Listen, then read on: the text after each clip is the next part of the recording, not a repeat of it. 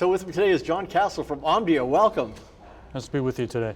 So tell me, this is DesignCon. Is this your first time out in a while? It's my first time out to an event in at least 2 years, so it's really pleasant to be out here, see people interacting face to face and talking to each other. You know, virtual is great, but you can't replace sitting down and actually talking to people and seeing them face to face. So what do you do at Omdia? Well, I'm a principal analyst in the AI and IoT section of the company. I cover advanced computing. So what that comes down to is I cover chips and hardware used in artificial intelligence with a specialization on the cloud and data center. So can you talk a bit about AI and chip design these days? That's right. AI is playing an increasingly important role in chip design these days.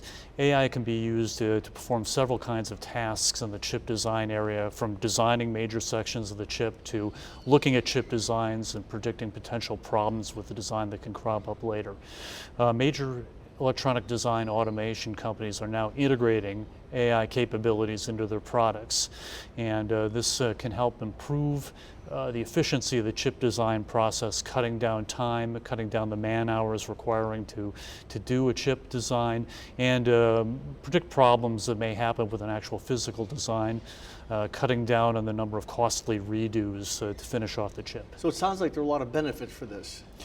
Quite a number of them. Not only could it potentially stretch the manpower that people have dedicated to chip design, improve their efficiency, and allow them to get chips out faster, but it may result in some novel designs for chips. There was a company, Google, that you may have heard of, that came out with their own technology in this area using reinforcement learning to do the design of a chip, specifically looking at how it's laid out onto the die. And interestingly, the design that their technology came up with was really unlike anything that a human mind would ever devise. So that opens up the possibility that AI may result in some new novel chip designs which may be better off than our current approaches to chip design. So what do you see as the importance of AI in this these days? Well, AI can help in chip design in general, addressing some of the issues that I mentioned, but one specific area may be in the design of AI chips themselves.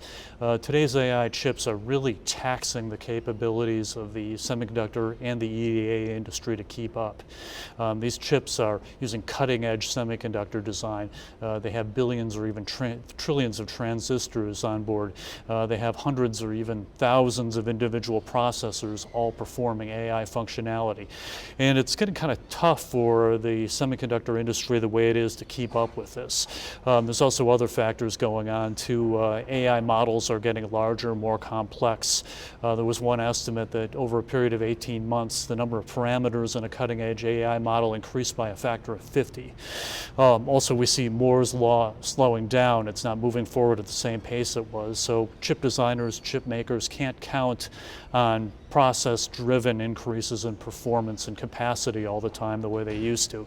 So things have moved over really to the design side of things to make up the slack that we're seeing in other areas. Really, they're depending on AI design to produce better chips that are going to allow us to have the kinds of AI capabilities we're going to need in the future to keep the AI revolution going and allow new breakthroughs to be made in the market. So speaking of the future, what does that look like? Well, I think that we're going to see AI helping to design AI-specific chips that are workload optimized. Today, when you're looking at designing an AI system, you're looking at a choice of different processor architectures, a CPU, a GPU, an FPGA, a neural network accelerator, something like that. But in the future, you may have AIs helping to develop chips that are specifically designed for workloads from the ground up. So you may be looking at a chip that's specifically designed for natural language processing, for image processing, for recommendation systems, and these may be far more efficient at these specific tasks than the solutions we have today. So I really see AI opening up a future where we'll have much better AI processing chips that will allow in turn more capabilities in the future. Great stuff. Thank you so much. Thank you.